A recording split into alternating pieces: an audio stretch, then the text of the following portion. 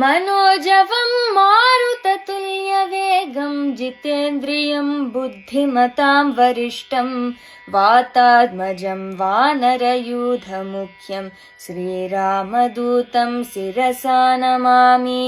उल्लङ्घ्य सिन्धोः सलिलं यस्सोकवह्निं जनकात्मजाय आदाय तेनैव ददाह लङ्कां नमामि तं प्राञ्जलिराञ्जनेयम्। Om Asmatgurubhyo Namaha. Welcome to day 5 of the Sankshepa Ramayana series. In the Prarthana Shlokas, we once again pay our respects to Hanuman. As a continuation of yesterday's Sankshepa Ramayana Shlokas, we see Rama is being accompanied to the forest for his exile by his brother Lakshmana and wife Sita.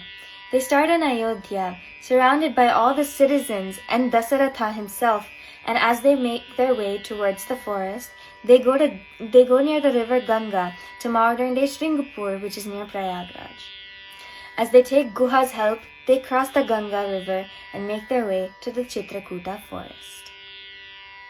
Tam vrajantam priyo bhratu Lakshmano jagamaha snehadvinaya sampanna Sumitranandavardhanaha Bhrataram dayito bhratu Saubhratramanudarsayan Ramasya dayita bharya Nityam prana samahita Janakasya kule jata Devamaayeva nirmita Sarvalakshana sampanna Narinam uttama vadhu Sitapyanugata ramam sasinam rohini yatha Paureiranugato duram Pitra dasarathena cha Sringibera sutam Ganga kule